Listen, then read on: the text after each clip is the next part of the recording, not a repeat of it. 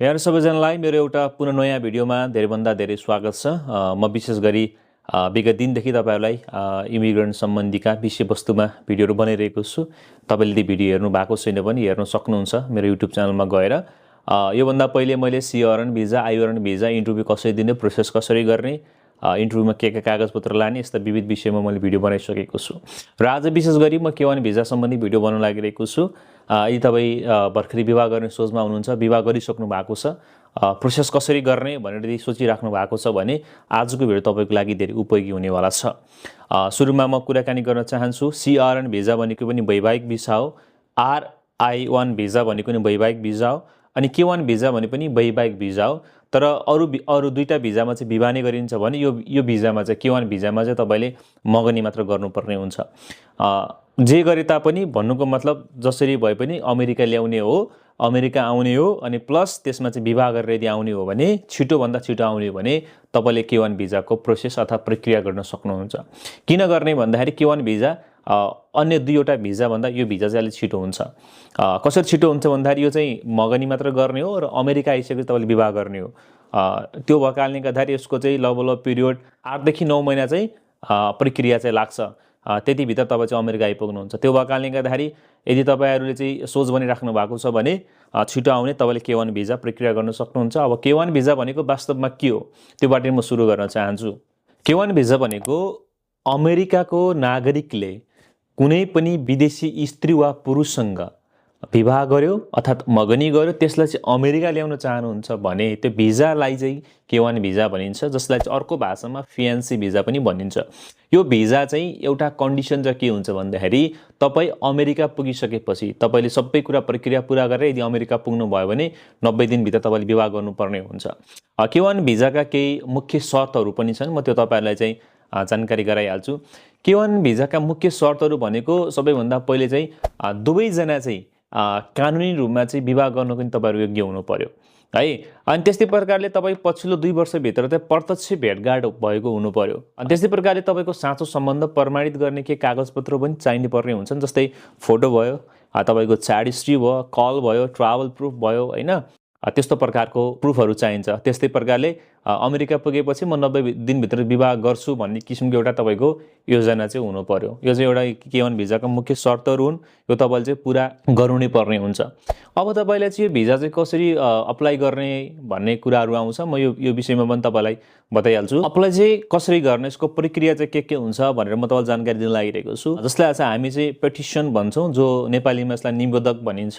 त्यो चाहिँ एउटा अमेरिकाको नागरिक हो, जसले चाहिँ यदि अमेरिकाबाट कुनै पनि देशमा तपाईँले विवाह गर्नुभयो, त्यो नागरिकलाई तपाईँले चाहिँ अब चाहिँ अमेरिकामा ल्याउनको लागि तपाईँले एउटा फर्म हुन्छ जसलाई I-129F भन्छ, त्यो चाहिँ तपाईँले फाइल गर्नुपर्ने हुन्छ। अनि यो चाहिँ कहाँ पाइन्छ भन्दाखेरि तपाईँले चाहिँ USCIS को चाहिँ तपाईँले चाहिँ वेबसाइटमा अथवा सर्भिसमा गएर लिन सक्नुहुन्छ। तपाईँले जस्तै यसलाई चाहिँ United states citizen and immigration service भन्छ, यसमा तपाईँले चाहिँ फाइल गर्नुपर्ने हुन्छ। अब यो फाइल गर्दाखेरि के चाहिने एकदमै डकुमेन्टहरू हुन्छन्, जस्तै त्यो चाहिँ अमेरिकन नागरिकको हकमा हो। यसमा चाहिँ फर्म I-129F भन्छ, त्यो पुरा तपाईँले भर्नु पर्यो। त्यो भरिसकेपछि त्यसमा चाहिँ तपाईँले ओरिजिनल सिग्नेचर गर्नुपर्ने हुन्छ। तपाईँ अमेरिकाको नागरिक हुनु पर्यो। यदि तपाईँ अमेरिकाको नागरिक हुनुहुन्छ भने कि तपाईँको सिटिजनसिपको प्रमाणपत्र अथवा US पासपोर्ट हुनु पर्यो। दुईटा मध्ये एउटा मात्रै भए पनि पुग्छ। विवाह तपाईँले यदि गर्नु भएको थियो भने त्यसमा चाहिँ पहिलाको डिभोर्स छ भने डिभोर्स भएको हुनु पर्यो। यदि डिभोर्स भएको छैन भने, यदि डेथ भएको हो भने डेथ सर्टिफिकेट चाहियो। पासपोर्ट साइजको फोटो चाहिन्छ 2x2 इन्चको, त्यसको चाहिँ पछाडिपट्टि चाहिँ तपाईँको नाम लेखिएको हुनुपर्छ। त्यस्तै प्रकारले एउटा लेटर हुन्छ, त्यो लेटर पनि त्यसमा तपाईँले चाहिँ राख्नुपर्ने हुन्छ। त्यसलाई चाहिँ इन्टेन्ट टु म्यारी लेटर भन्ने हुन्छ, त्यो चाहिँ एकदमै अनिवार्य हुन्छ। यो चाहिँ पेटिसनर र बेनिफिसियरी दुइटैले चाहिँ एक-एकवटा चाहिँ लेख्नुपर्ने हुन्छ त्यसमा चाहिँ। त्यस्तै प्रकारले चाहिँ अब अमेरिकाको मान्छे ले अब प्रोसेस गर्छ र जो नेपालदेखि आउने हो अथवा कुनै पनि देशबाट चाहिँ अमेरिकामा आउने हो भने उसले चाहिँ 90 दिनभित्र चाहिँ विवाह गर्छु भन्ने किसिमको चाहिँ स्पष्ट चाहिँ त्यो लेटरमा चाहिँ उसले वाचा गरेको हुनुपर्छ, जाने उसले चाहिँ हस्ताक्षर गरेको पनि हुनुपर्छ। यसलाई चाहिँ नोटरी आवश्यक हुँदैन, किन भन्दाखेरि तपाईँले चाहिँ अलरेडी नै चाहिँ इङ्ग्लिसमा लेख्नु पर्यो होइन। यो लेटर चाहिँ इङ्ग्लिसमा लेख्नु भयो भने यसलाई नोटरी गर्नु आवश्यक चाहिँ हुँदैन है।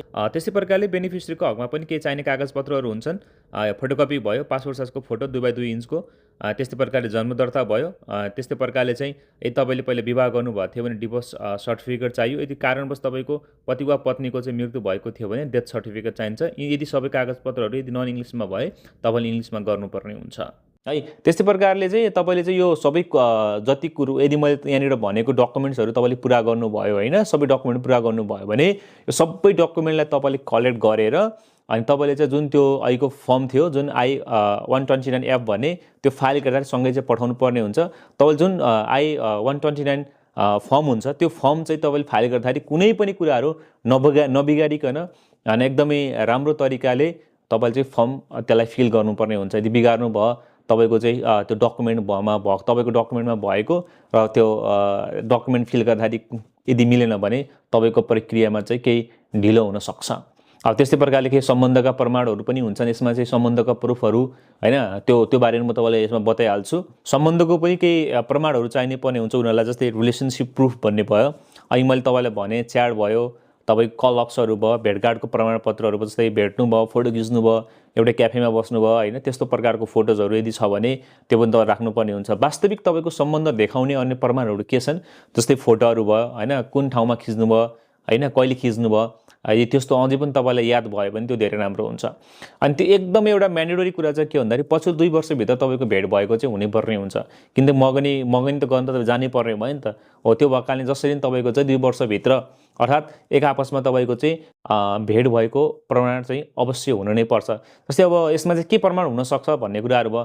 अब तपाईँ भेट्न जाँदाखेरि तपाईँको चाहिँ के भन्छ, जस्तै ट्राभल टिकट भयो, बोर्डिङ पास भयो, पासपोर्ट स्ट्याम्प भयो होइन, फोटो टुगेदर भयो, यस्तो किसिमको तपाईँसँग प्रमाण छ भने यो चाहिँ सुरक्षित राख्नुपर्ने हुन्छ। यो चाहिँ एकदमै म्यान्डेटरी नै हुन्छ। अहिलेसम्म मैले जति तपाईँहरूलाई जति प्रमाणको कुरा गरेँ, त्यति कागजपत्रको कुरा गरेँ, यो सबै तपाईँले चाहिँ कम्प्लिटली मजाले चाहिँ एकदम अर्गनाइज पाराले एकदम तपाईँले राख्नुभयो भने एउटा कुरा तपाईँले यसमा गर्नै पर्ने एउटा कुरा चाहिँ के छ भन्दाखेरि USCISको वेबसाइटबाट जुन तपाईँले I-129F फाइल गर्दाखेरि एउटा अर्को फर्म पनि त्यहाँ लिन चाहिँ नबिर्सनु होला, जसलाई चाहिँ फर्म G1145 भन्छ। यो चाहिँ तपाईँ लिनै पर्ने हुन्छ। किन लिनुपर्ने हुन्छ, जस्तै USCISबाट जस्तै तपाईँको SMS को कुराहरू भयो, इमेल भयो होइन, तपाईँको रिसिट नम्बरहरू भयो होइन, त्यो चाहिँ तपाईँले पाउनको लागि तपाईँको जस्तै प्रोसेस कहाँ पुग्यो, के भइरहेछ होइन, त्यसको बारेमा चाहिँ सबै चाहिँ यसले चाहिँ तपाईँले चाहिँ तुरुन्तै चाहिँ के गर्ने गर्छ भन्दाखेरि मेसेज आउने काम गर्छ। त्यो भएको कारणले तपाईँले चाहिँ 1 नम्बरमा चाहिँ यो चाहिँ एउटा चाहिँ फर्म चाहिँ भर्न चाहिँ नबिर्सनु होला है त। अब हामीले सबै कुराहरू गरिसकेपछि अब तपाईँले चाहिँ अब एउटा कभर लेटर चाहिँ बनाउनुहोस्। तपाईँले चाहिँ USCISमा चाहिँ के कुराहरू तपाईँले पठाउनु भयो त अब अनि एउटा लेटर लेख्नु। जस्तै मानिलिनुहोस् तपाईँले के कागजहरू पठाउनु भएको छ त्यो सबै कागजहरूको लेटर लेख्नुहोस्। एउटा चाहिँ सुरुमा चाहिँ अब सिफारिस जे मैले यहाँनिर तपाईँले सिफारिस गरेको कागजहरू छ त्यो कागज प्रमाणपत्र भयो। जस्तै तपाईँले चाहिँ भेटेको भयो, जस्तै अब टिकटको कुराहरू भयो, यस्तो टिकट यति पठाएको छु, फोटो यस्तो पठाएको छु।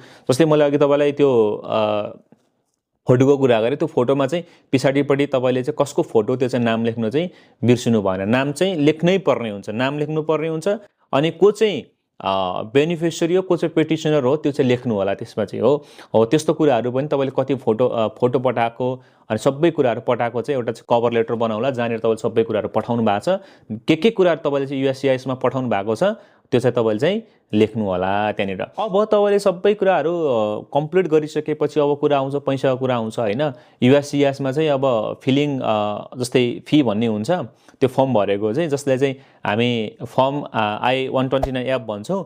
त्यसको पहिला चाहिँ अलिक कम थियो भन्ने कुराहरू छ, तर पछिल्लो समय आएर यसको चाहिँ पैसा बढेको छ। यसको चाहिँ अमेरिकन डलर चाहिँ 775 अहिले भएको छ। तपाईँले चाहिँ एकपटक मात्र तिर्नुपर्ने हुन्छ, तर यो चाहिँ तपाईँको रिफन्ड चाहिँ हुँदैन है। तर कति अवस्थामा चाहिँ तपाईँको 535 पनि लाग्न सक्छ है। तर चाहिँ अब यो चाहिँ लागु हुँदैन जस्तो लाग्छ, किनकि पहिलाभन्दा अहिले चाहिँ अब अलिक पैसा बढेको कारणले गर्दाखेरि 665 अमेरिकी डलर तपाईँले तिर्नुपर्ने हुन्छ होइन। अब तपाईँको USCISबाट चाहिँ यो तपाईँको जुन यो केस छ यो केस चाहिँ अप्रुभ भइसकेपछि तपाईले गर्नुपर्ने प्रक्रियाहरू पनि यसमा हुन्छ। जस्तै तपाईको जुन अघि हामीले I-129F जुन फर्म थियो, जुन फिलअप गरेका थियौँ, त्यो तपाईको अप्रुभ भएपछि अथवा केस अप्रुभ भइसकेपछि त्यो चाहिँ अब चाहिँ उसले चाहिँ के भन्छ नेसनल भिजा सेन्टर भन्छ, जसले हामी चाहिँ एनबिसी भन्छौँ, त्यो चाहिँ त्यहाँ जान्छ। अनि त्यसपछि चाहिँ भइसकेपछि कुन देशको नागरिक हो, त्यो देशको नागरिक को एम्बेसीमा जान्छ। जस्तै तपाईँ नेपालको लागि प्रोसेस गरिराख्नु भएको थियो भने अब त्यो केस एनबिसीबाट चाहिँ तपाईँको चाहिँ युएस एम्बेसी काठमाडौँमा पठाइन्छ है। अनि काठमाडौँमा पुगिसकेपछि जब तपाईँको केस चाहिँ युएस एम्बेसी काठमाडौँमा जब पठाइन्छ, एनबिसीले पठाइदिन्छ, त्यसपछि तपाईँलाई चाहिँ एनबिसीले एउटा चाहिँ केस नम्बर दिन्छ। हो त्यो केस नम्बर चाहिँ तपाईँले सुरक्षित राख्नु पर्यो। जब तपाईँको केस नम्बर आउँछ त्यसपछि मात्र तपाईँले चाहिँ DS-160 को लागि तपाईँले चाहिँ फर्म भर्नुपर्ने हुन्छ है। यहाँनिर एउटा कन्फ्युज नहोला। जस्तै DS-260 भनेको चाहिँ इमिग्रेन्टको लागि हो, तर DS-160 भनेको नन इमिग्रेन्ट हो। तर जस्तै हामी फिएनसी भिजा पनि Q1 भिजा चाहिँ यो चाहिँ नन इमिग्रेन्ट भित्र पर्छ, नन इमिग्रेन्ट भित्र पर्छ। अहिले कति इमिग्रेन्ट भिजाहरू रोक लगाएको छ। यस्तो अवस्थामा तपाईँले यो भिजा गर्नुभयो भने पनि तपाईँलाई छिटो हुने चान्स धेरै छ। किन भन्दाखेरि नन इमिग्रेन्ट कसरी हो भन्दाखेरि चाहिँ उसलाई चाहिँ अहिले चाहिँ अमेरिका आइसकेपछि बिए गर्ने हो नि त। त्यो भएकाले ऊ चाहिँ DS-160 चाहिँ फर्म भर्नु त्यो फर्म चाहिँ फिल गर्नुपर्ने हुन्छ। त्यो चाहिँ तपाईँले चाहिँ अनलाइनमा सबमिट गर्दाखेरि हुन्छ त्यतिखेर। अनि जब तपाईँले अनलाइनमा सबमिट गर्नुहुन्छ त्यसपछि तपाईँको चाहिँ कन्फर्मेसन पेज तपाईँले प्रिन्ट गर्न चाहिँ नबिर्सनु होला, जहाँनिर तपाईँको चाहिँ के भन्छ जुन तपाईँले त्यो फर्म फिल गर्नुहुन्छ त्यतिखेर DS-160 को जानकारी चाहिँ ठ्याक्कै चाहिँ तपाईँले जुन अघि सुरुमा गर्नुभएको एउटा फाइल थियो नि, जसलाई चाहिँ हामीले I-129F भनेका थियो नि, हो त्योसँग चाहिँ त्यसका सब कुराहरू चाहिँ एक आपसमा चाहिँ मिल्नुपर्ने हुन्छ है त। यदि तपाईँ त्यतिखेर मिलेन भने तपाईँलाई प्रब्लम हुनसक्छ। त्यो भएको कारणले गर्दा तपाईँले चाहिँ एकदमै जाँचेर एकदम बुझेर चाहिँ मजाले त्यो चाहिँ फिल गर्नु होला। एउटा कुरा चाहिँ कन्फ्युज के चाहिँ नहुनु होला भन्दाखेरि जब तपाईँको DS-160 जब तपाईँले त्यतिखेर चाहिँ भर्नुहुन्छ त्यो चाहिँ तपाईँको केस नम्बर चाहिँ आएपछि मात्र भर्नु होला, नआउन्जेलसम्म नभर्नु होला। किनकि केस नम्बर चाहिन्छ, केस नम्बर आएपछि मात्र भर्ने हो हैन। यो सबै कुरा त्यो भरिसकेपछि तपाईँको एक आपसमा डकुमेन्टको सबै कुराहरू मिलिसकेपछि तपाईँले चाहिँ अब चाहिँ इन्टरभ्यूको चाहिँ तपाईँले चाहिँ डेट बुक गर्नुपर्ने हुन्छ। अनि त्यो डेट बुक चाहिँ DS-160 जब तपाईँले सबमिट गर्नुहुन्छ त्यसपछि चाहिँ के भन्छ युएस एम्बेसी काठमाडौँको सिस्टमबाट तपाईँले बेनिफिसियरी जो तपाईँ चाहिँ अमेरिका आउन चाहनुहुन्छ हो उहाँले चाहिँ आफैले चाहिँ यो डेट बुक गर्नुपर्ने हुन्छ। यो K1 भिजा चाहिँ के भन्छ यो एम्बेसीले चाहिँ आफै चाहिँ बुक गर्दैन, यसले आफै नै तोकिदिँदैन। त्यो पनि तपाईँले आफै नै तोक्नुपर्ने हुन्छ। त्यति डेट कुन डेट अभाइलेबल छ त्यो डेटमा तपाईँले गर्नुपर्ने हुन्छ। अनि यो डेट जुन दिन तपाईँले चाहिँ बुक गर्नुहुन्छ इन्टरभ्यूको त्यो दिन चाहिँ थोरै पैसामा लाग्छ त्यतिखेर, जसलाई चाहिँ हामी चाहिँ भिजा इन्टरभ्यू फी भन्छौँ है। यो चाहिँ 265 रुपियाँ लाग्छ। यो रुपियाँ भन्छ सरी माफ गर्नु, डलरको कुरा हो, जति छ डलरमै हुन्छ। त्यतिखेर चाहिँ $265 पर्न आउँछ तपाईँले चाहिँ यो बुक गर्दाखेरि। आज इन्टरभ्यू जाने दिन हो भने इन्टरभ्यू जानुभन्दा पहिले नै यसको फीहरू तिरेर तपाईँले चाहिँ मात्र इन्टरभ्यू दिन जानुपर्ने हुन्छ है। त्यस्तै प्रकारले एउटा यो कुरा गरिसकेपछि यसमा चाहिँ एउटा इम्पोर्टेन्ट कुरा चाहिँ के छ भन्दाखेरि मेडिकल टेस्टको बारेमा पनि छ। जो नेपालबाट चाहिँ जो बेनिफिसियरी हुन्छ उहाँले चाहिँ मेडिकल टेस्ट गर्नुपर्ने हुन्छ। जस्तै तपाईँले चाहिँ के भन्छ जहाँ पाए त्यही मेडिकल टेस्ट चाहिँ हुँदैन, यो कुरा चाहिँ एकदम ध्यान दिनु होला। के भन्छ युएस एम्बेसीको चाहिँ अप्रुभ सेन्टरहरू हुन्छ, मेडिकल सेन्टरहरू हुन्छ, तपाईँले त्यहाँबाट मात्रै गर्नुपर्ने हुन्छ। मैले कता कता सुनेको छु, कता कताबाट नि गर्दाखेरि हुन्छ भन्ने छ। तर म तपाईँले चाहिँ एउटा के रिकमेन्ड गर्छु भन्दाखेरि IOM बाट मात्रै तपाईँले गर्नुहोस्। त्यो चाहिँ महाराजगञ्जमा छ। तपाईँ त्यहाँनिर जानुभयो भने महाराजगञ्ज साइडमा छ त्यो जापानिज एम्बेसीको ठ्याक्कै अगाडिपट्टि छ। जापानिज एम्बेसी सोध्दै जानुभयो भने पाउनुहुन्छ, त्यसको अगाडिपट्टि छ ठ्याक्कै IOM छ। त्यहाँ गएर तपाईँले चाहिँ मेडिकल टेस्ट गर्नु होला। अनि यो मेडिकल टेस्ट कहिले गर्ने भन्दाखेरि जुन दिन तपाईँले इन्टरभ्यू बुक गर्नुभयो त्यो इन्टरभ्यू बुक गरेको लगभग 1 हप्ता अर्थात् 2 हप्ता अगाडि नै तपाईँले चाहिँ गएर मेडिकल टेस्ट गर्न सक्नुहुन्छ हैन। मेडिकल टेस्ट गर्दाखेरि मेडिकल टेस्टमा के हुन्छ, मेडिकल टेस्ट कसरी गर्ने हैन, त्यो सबै बारेमा मैले चाहिँ भिडियो पनि बनाएको छु। तपाईँले गएर हेर्न सक्नुहुन्छ। केही पनि चेन्ज भएको छैन, जस्तो पहिला थियो त्यस्तै दुरुस्त नै छ। तपाईँले चाहिँ त्यहाँनिर त्यो मेडिकलको बारेमा भिडियो हेर्न सक्नुहुन्छ। जति पनि मेडिकलले तपाईँको मेडिकल गरेको सबै डकुमेन्ट्सहरू चाहिँ उसले चाहिँ सिधै एम्बेसीमा पठाइदिन्छ। तपाईँले त्यो मेडिकल डकुमेन्ट लगेर कुनै पनि लगेर तपाईँले एम्बेसीमा जानु पर्दैन। सबै डकुमेन्ट्स उनीहरूले चाहिँ सिधै चाहिँ के भन्छ हाम्रो एम्बेसीमा पठाइदिइसकेको हुन्छ। अब मेडिकल टेस्ट गर्दाखेरि चाहिँ कति रुपियाँ लाग्छ भन्ने पनि कुरा गरौँ। यो चाहिँ तपाईँको खोप अनुसार तपाईँले कति भ्याक्सिनहरू लाउनु भएको छ, के भ्याक्सिन लाउनु भएको छैन भन्नेमा चाहिँ डिपेन्ड हुन्छ। यति इस्टिमेट राख्नुहोस् कि तपाईँको 22,000 देखि यदि तपाईँको भ्याक्सिन चाहिँ लाउनु भएको छैन भने लगभग चाहिँ 35,000 सम्म पनि हुनसक्छ। त्यही भएर 35,000 राख्नु होला। अनि 35,000 रुपियाँ चाहिँ तपाईँले चेक, फोन पे केही पनि हुँदैन, एकदम क्यास नै लिएर जानु होला। यही चाहिँ तपाईँलाई रिकमेन्ड गर्छु म चाहिँ। अब तपाईँले मेडिकल पनि टेस्ट गर्नुभयो, सबै कुरा टेस्ट गर्नुभयो होइन। तपाईँको चाहिँ अब इम्पोर्टेन्ट कुरा चाहिँ के छ भन्दाखेरि अब इन्टरभ्यूको डेटमा तपाईँ इन्टरभ्यू दिन जानु पर्यो। जुन दिन तपाईँले बुक गर्नुभएको थियो त्यो दिन जानु होला, अगाडि जानु पर्यो। अब यसमा चाहिँ लैजानु पर्ने कागजपत्रहरू के हुन् भन्ने विषयमा म कुराकानी गर्दैछु। तपाईँको चाहिँ पासपोर्टको चाहिँ 6 महिनाको भ्यालिड हुनु पर्यो। वैधानिक पासपोर्ट चाहिँ 6 महिनाको अवधि भएको पासपोर्ट हुनु पर्यो। जुन अघि मैले तपाईँलाई DS-160 भर्दाखेरि कन्फर्मेसन पेज हुन्छ, त्यो चाहिँ प्रिन्ट गरेको हुनु पर्यो। तैँले मैले प्रिन्ट गर्नु भनेको त्यो प्रिन्ट पनि लिएर जानु होला। तपाईँको जुन दिन इन्टरभ्यूको डेट बुक गर्नुभएको थियो त्यो बुक गरेको डेटको एउटा लेटर पनि लिनु होला।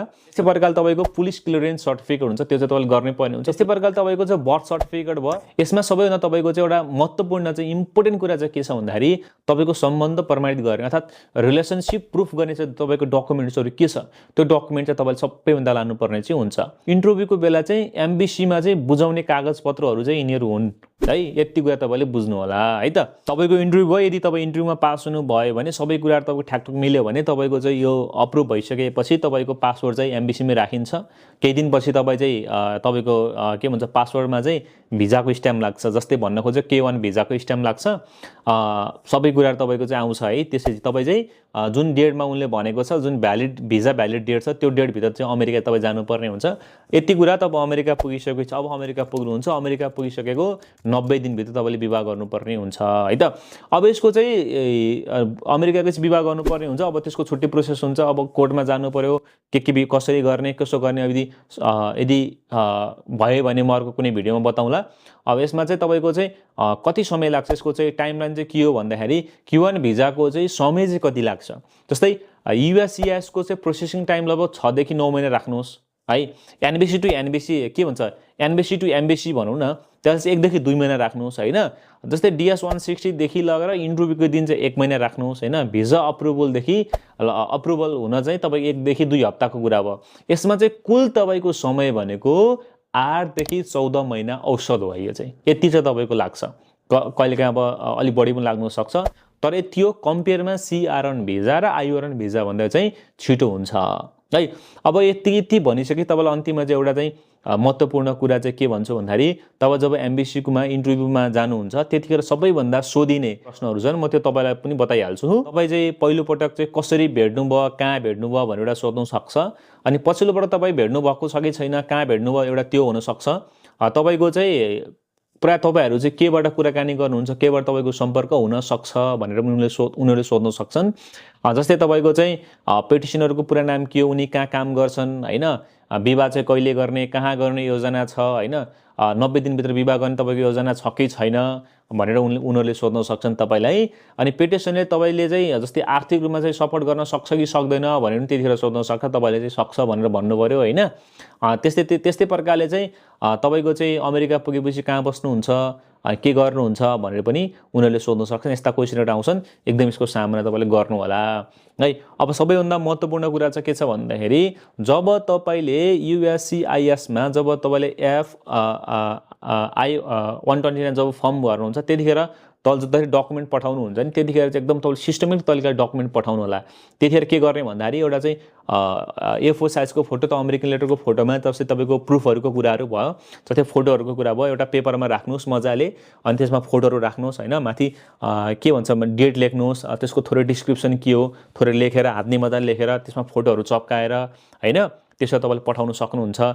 तपाईँको जस्तै अब सानो सानो कुराहरूलाई पनि तपाईँले चाहिँ अर्गनाइज गरेर अब अमेरिकामा हुनुहुन्छ भने जिप्लगहरू पाइन्छ, जिप्लगमा मजाले मिलाएर होइन।